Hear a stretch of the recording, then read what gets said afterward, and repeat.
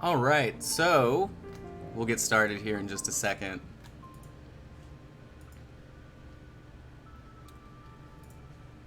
Doing a very short video today.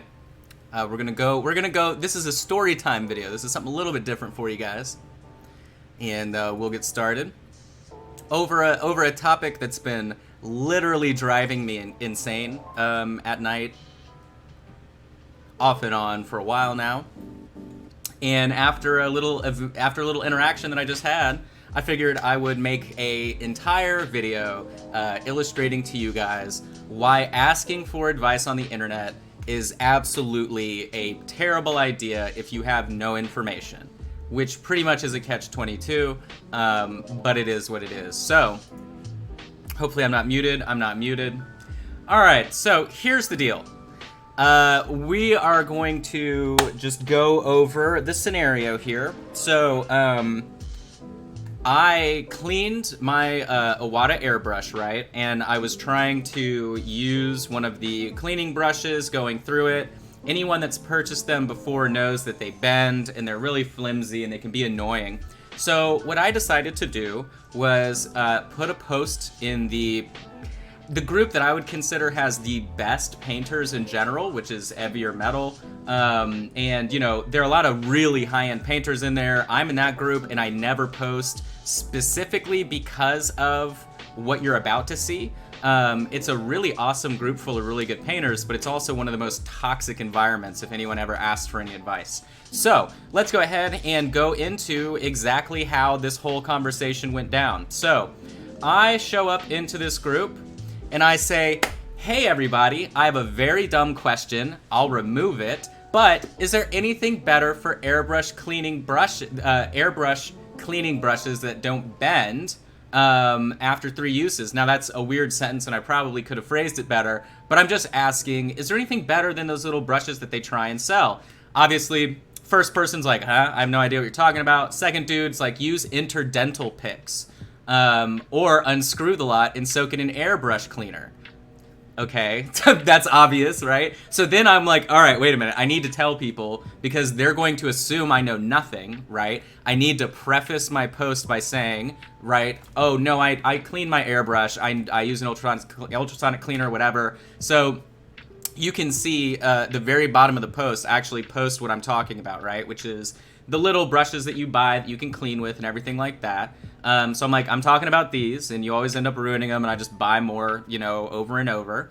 And so you'll even notice the guy above me was talking about how the fact that they bend is actually good because you can use the fact that they bend to your advantage while cleaning an airbrush, right?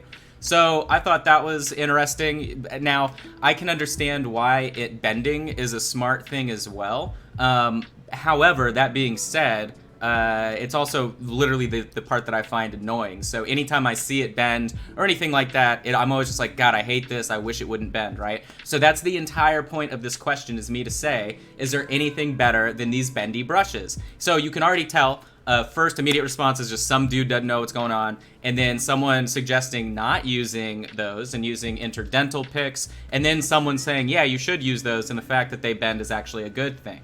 So that's pretty cool. We have 3 opinions there that are pretty different. So, you know, and I talk about how I ultrasonic my airbrush daily, I take care of it, whatever. So that leads me to the next sort of thing that happens when you ask for advice. Immediately someone's going to scold you, right? So you'll be able to see here the very top response is someone saying that I shouldn't ultrasonic an airbrush like that because it's actually the ultrasonic waves are going to dissolve the metal welding in my airbrush, and eventually it will fall apart. So my Iwata airbrush that has a lifetime warranty, that is an industry top airbrush, is literally going to fall apart because the metal welding is going to dissolve from ultrasonic waves. So that is the first reply that I would have gotten as a person with no exterior knowledge of airbrushing. Now remember, a lot of these people in this group, anytime you're in a group in Facebook, people, that's like their insular echo chamber. So a lot of people don't recognize me in groups where I don't post. And so they just sort of give me answers as if I'm a layperson with zero information, right? So here comes this guy to literally say, do not use an ultrasonic cleaner. It will dissolve your airbrush welding and the whole thing will fall apart. So obviously that's nonsense. 100% that's not true. An ultrasonic cleaner is not going to dissolve your airbrush welding and make it fall apart. That's amazing. So, and that's actually with the conversation with someone from Iwata, where they're literally like, yeah, ultrasonic cleaning, as long as you don't just let it hit the bottom of the like the metal plate or whatever, they suggest that just to not tarnish it. They want you to put it in the basket if you have a basket. So that's coming straight from Iwata, right? So then here comes this reply. And according to Ken from Badger, you shouldn't use these things anyway. I found strangely that the less I do to clean my airbrush, the better it is. So now I'm getting advice, the less I clean my airbrush, the better it's gonna work. Can you imagine? Can you imagine that if you just don't clean your airbrush as much as you think you should, it'll work better? What? It's amazing. I shouldn't have ever cleaned my airbrush once. That's phenomenal, right? So then, here comes this really, really cool piece of advice that says, I have never brushed the inside of my brush thanks to hearing from Ken at Badger, which everybody knows Ken. Like, I love the fact that these people throw out names like this, like they're important because they know someone. And I guarantee you they also don't know this person. They only talked to him at a convention one time. That's how this always goes. And the only reason I know Ken is because I roasted him for how long they're taking to ship the Badgers from the birthday sale. So he added me as a friend. So, like, that's the only reason I know Ken. It's because I roasted him for taking so long. So this person says they've never brushed the inside, and they never have any problems, and that you should never take your airbrush apart. Are you kidding? Are you kidding? Why would this person say you were supposed to never take your airbrush apart? Now remember, this is literally like the best group, okay, of painters on the internet. This is the best. This is the top tier painters. Now again, the people that are commenting are not good painters, top tier, so that doesn't matter. But this is the type of people that this group attracts, right? So I think it's funny that we've gone from you shouldn't use brushes, you should use brushes, you should use an ultrasonic cleaner, you shouldn't use an ultrasonic cleaner, just use windshield wiping fluid. I think you're gonna see that here in a minute. Oh yeah. So this guy says I just run windshield washer fluid. So don't use cleaner, don't use alcohol. Now you need to use windshield washing fluid, okay? And don't take your airbrush apart. Are you kidding?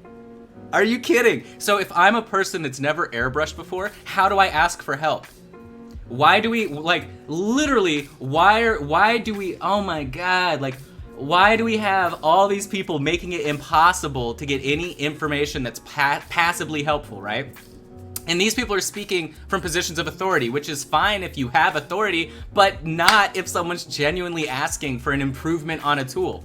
So then this homeboy comes through underneath. He's got a pretty real response. You can see he's even linked a brush cleaning kit, which everybody buys. And he's like, I don't think brushes are a good idea. I would advise a sonic cleaner, which remember, you're never supposed to use a sonic cleaner, guys, because the person above us told us that it will dissolve the metallic welds, the metal welding in your airbrush, and it will fall apart. So remember, now this guy's dumb, actually is what I should say, because he answered slower than the guy above. So I guess whoever this is just stupid, and we're being nice by reading his comment. But obviously I'm kidding there. But so he's like, I don't really like that, but I do like the little pokey tool, right? So people are like, yo, don't use pokey tools. They're gonna ruin the inside of your metal airbrush, right? So here comes another person. Don't use cleaning brushes. No. They scratch the inside of the metal and ruin seals. Now, as somebody that uses an Iwata, there's no seal that I'm touching when I use a brush. And the person that's commenting, this is the same person that was nasty above and they're about to be nasty again below. They don't use an Iwata, but they're giving advice as if it's the same all the way across. So it's really cute that they think that they know what they're talking about. It's really cute that they think they know Ken. It's really cute all these things are happening. But again, trash advice. So this is when things get really cool. So then I'm like, all right, to recap, don't use brushes, use brushes, don't use an ultrasonic cleaner, do use one, don't use cleaner, use windshield wiping fluid, use dental tools. Like, here comes all this information. How are you supposed to know what's the right thing? So the person above makes a joke, or below me makes a joke about the group, and which I've already said the group name. I crossed it out there. It's Evie or Metal. It doesn't matter. I've deleted the post too. But so, you know, they're like, you're gonna get all kinds of stuff. And this is why I was like, yeah, that's why I'll delete this, because there is such a wide, vast of knowledge, right, in this group. But literally people are gonna be like, you're wrong the second you say anything. So here comes that person from before, okay, who told us never take your airbrush apart, that you should never use a brush, and that they know Ken from Badger Airbrush. Oh my god, we should obviously worship this person now. But they said, well, don't use brushes advice comes from the owner of Badger Airbrush, Ken. Literally, if anyone sends Ken right now a friend request, I guarantee you he'll accept it.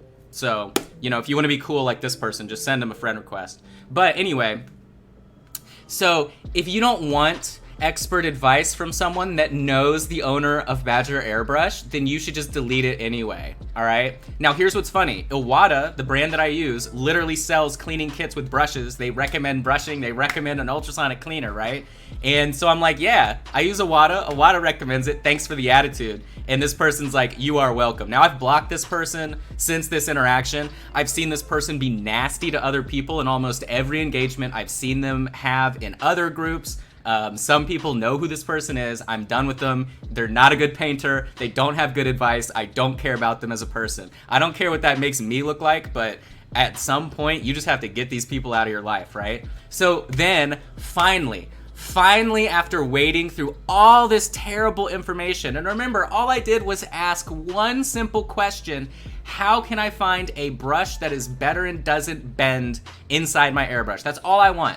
All I wanted was a brush that didn't bend. And now people are telling me that I'm stupid because I don't know Ken from Badger, even though I do. They're telling me that I don't know what I'm doing because I use a brush, because I use an ultrasonic cleaner, because I don't use windshield wiping fluid. Remember, none of this had to do with the original question. How dumb are these groups that this is what happens every time somebody asks for advice, right?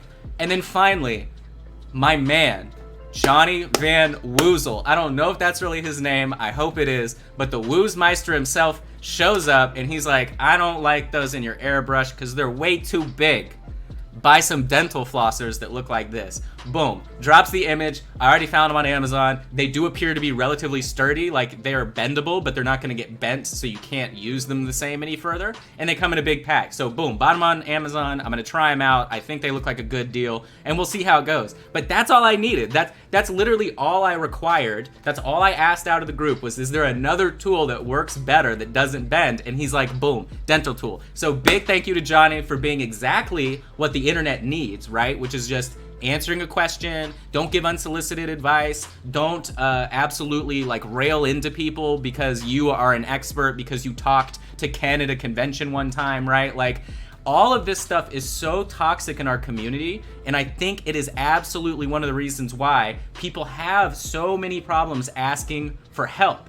So, anyway, I hope you guys enjoyed this little review of keyboard warriors, internet expert painters, you know, people that are really, really good at what they do, I guess.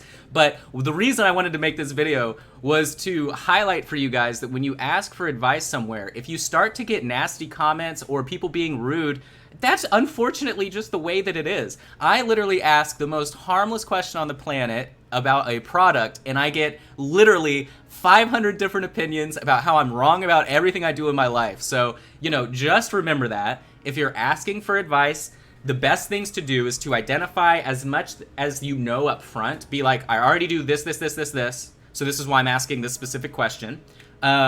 Just assume you're gonna get really, really neckbeard, troll, I have nothing going on with my life, so I'm gonna make you feel dumb type answers, because that's also a lot of the painting community that I've found, is that people, even if they're not necessarily good painters, if they have what they think is good painting advice, they will leverage that over your head to just be a nasty person. So you're gonna get a lot of stuff like that too, but just try at least to be as specific as you can, and then just completely weed out all the dicks. So, you know, I really wish that our community wasn't like this. I really wish that people that weren't good at painting talked down on people as if they were good at painting. I pretty much just wish that, you know, our hobby, which is like the one thing that people go to do to relax and like not stress about life, I wish it wasn't full of trolls, know-it-alls, and just nasty people when you actually genuinely are looking for help. Like,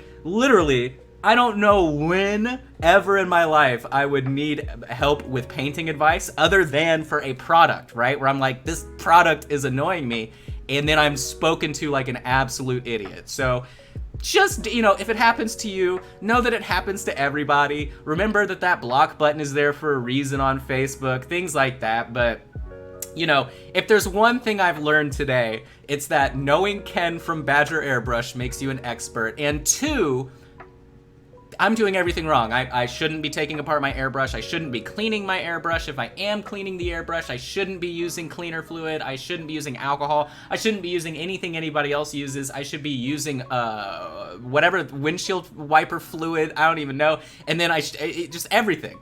Literally, this thread from the best painting group on Facebook is full of so much bad information that it's beautiful. And that is why I wanted to highlight this. So this put me in a really good mood for the rest of the day. I was cleaning my airbrush, which you shouldn't do, by the way, according to this thread. But I was cleaning my airbrush, and I dropped the nozzle somewhere, so I had to go drop 30 bucks replacing that like a total moron. And then since I was really cool, I also bought another needle. So that'll be it for today. I hope you enjoyed me just going off on these people that I absolutely cannot stand, and I hope they see this video. If you follow me and you engaged with me in this Facebook thread, I hope you comment, because I would love to just literally interact with you again. And now that you've been put on blast and kind of you can see the context of this whole thing, I hope you have a better opinion of your own advice. So, but that's it for today. I hope you enjoyed it. Absolutely can't stand people like this, and I figured I'd make a video because I know that I'm not the only one out there that's literally like,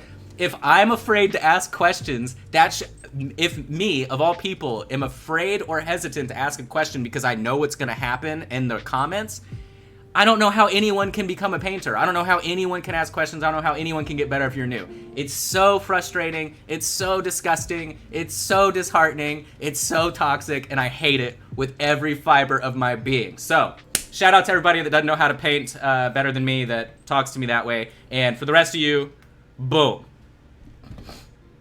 Oh, wow, look, Brian knows Ken, too. So anyway. Hey, look, Ryan, chill out. The nozzle's right here, all right? I just threw it at the camera. But anyway, that's it. I'm out of here. I got to get back to work, and I'll see you guys later. Take it easy. Let the serenade hypnotize you. I made this for you. This my latest for you. Sit under the trees getting faded with you.